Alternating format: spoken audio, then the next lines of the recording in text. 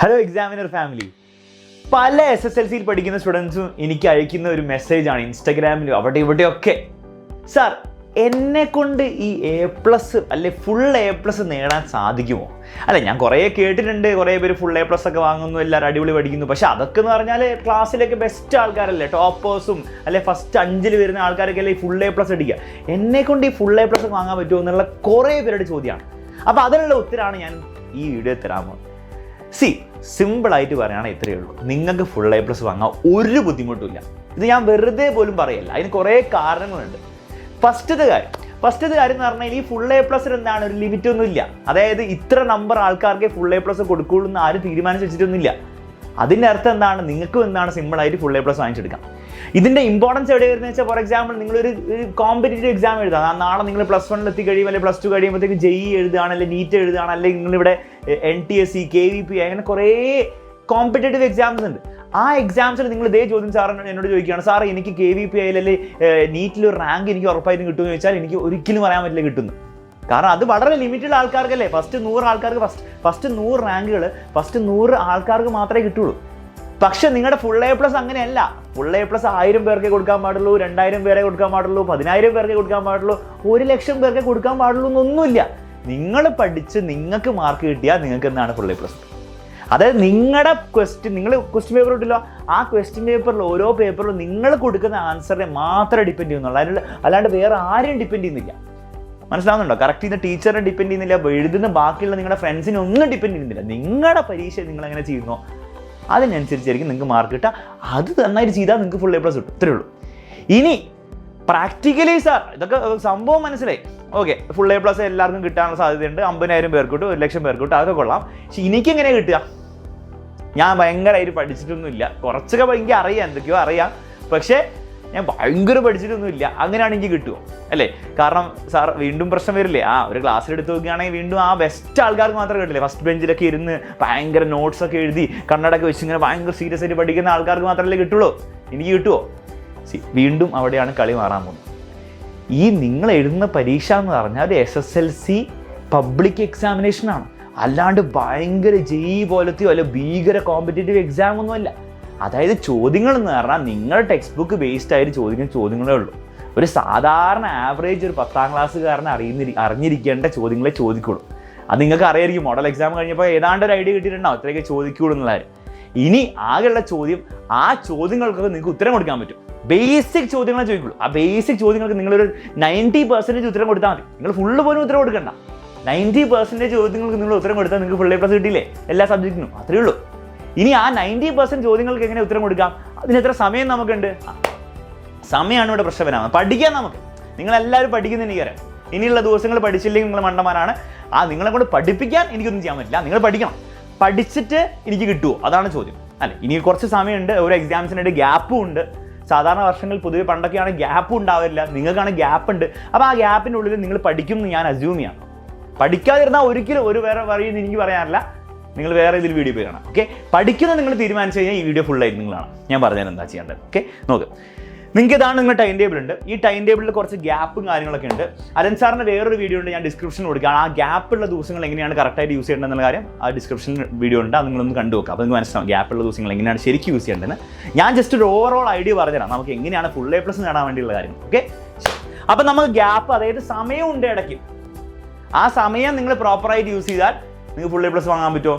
തീർച്ചയായിട്ടും.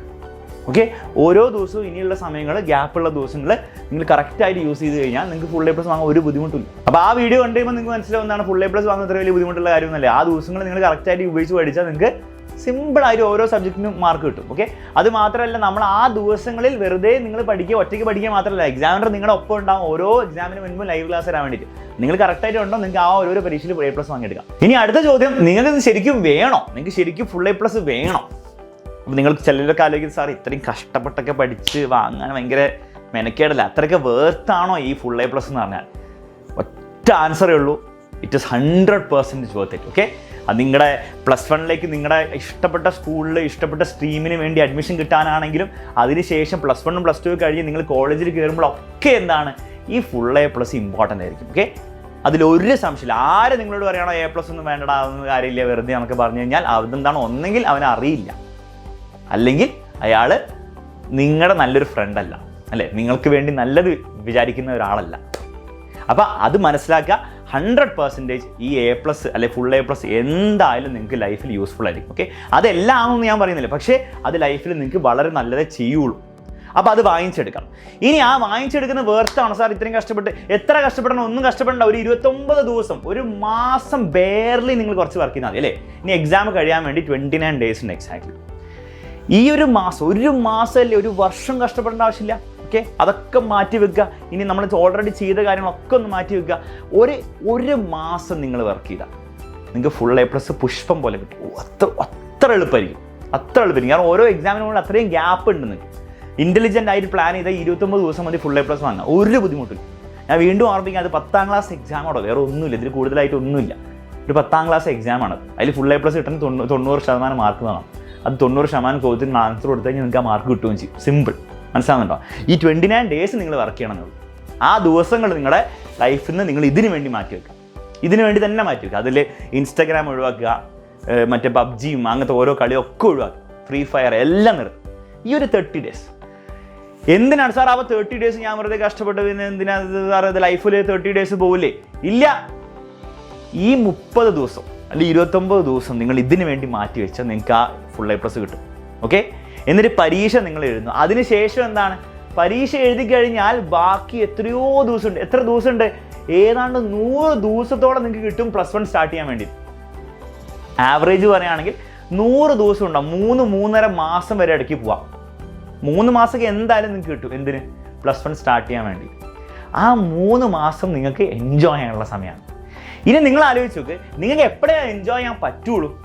നിങ്ങളിപ്പോൾ ഉഴപ്പി ഈ 29 ദിവസം നിങ്ങൾ പകുതിയൊക്കെ പഠിച്ച് കുറച്ചൊക്കെ പഠിച്ച് പറ്റുന്ന പോലെയൊക്കെ ചെയ്ത് നിങ്ങൾ വലിയ കാര്യം പഠിച്ചില്ല, ഉഴപ്പി പരീക്ഷ എഴുതി കഴിഞ്ഞിട്ട് നിങ്ങൾക്ക് അറിയാം, പരീക്ഷ എഴുതി കഴിയുമ്പോൾ എല്ലാവരുടെയും ഫീലിംഗ് മാറും. ഇപ്പം നിങ്ങൾ ഭയങ്കര തഗ്ഗൊക്കെ ആയിട്ട് നിങ്ങൾക്ക് സാർ ഞാൻ ഇങ്ങനെയൊക്കെ എനിക്ക് കുറച്ചൊക്കെ പഠിച്ചാൽ മതി, ആക്കെ മതി, ഫുൾ A+ ഇങ്ങനെയൊക്കെ മതി, എന്തും കാണിക്കാം എന്നൊക്കെ പറയും. പക്ഷേ പരീക്ഷ കഴിയുമ്പോൾ എല്ലാവരും ആറ്റിട്ട് പറയും, ഈ കുറച്ചും കൂടി പഠിച്ചിരുന്നെങ്കിൽ ആ ചോദ്യത്തിന് ഉത്തരം പറയുന്നു, ആ ചോദ്യത്തിന് ഉത്തരം കിട്ടുമായിരുന്നെങ്കിൽ 90% കിട്ടുമായിരുന്നല്ലോ, അല്ലെങ്കിൽ 92% കിട്ടുമായിരുന്നല്ലോ എന്നെല്ലാ തഗ്ഗിനും തോന്നും.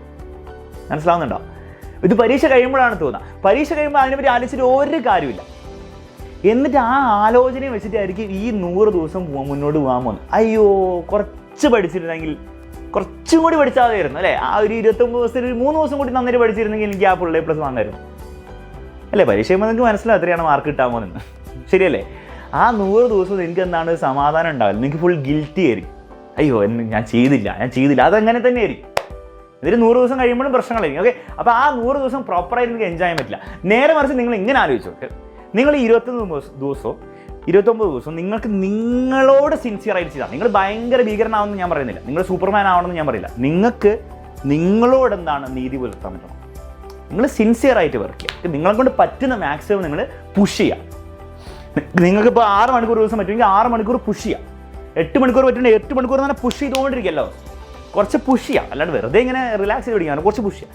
നിങ്ങൾക്ക് തോന്നുകയാണ് എനിക്ക് ഒരു മണിക്കൂർ കൂടി പഠിക്കാൻ പറ്റും തോന്നുകയാണ്, 1 മണിക്കൂർ കൂടി തന്നെ പഠിക്കുക. അത് നിങ്ങൾ ഈ 29 ദിവസം ചെയ്ത് കഴിഞ്ഞിട്ട് നിങ്ങൾ പരീക്ഷ എഴുതി കഴിഞ്ഞാൽ ഫുൾ A+ൻ്റെ കാര്യമൊക്കെ വിടും.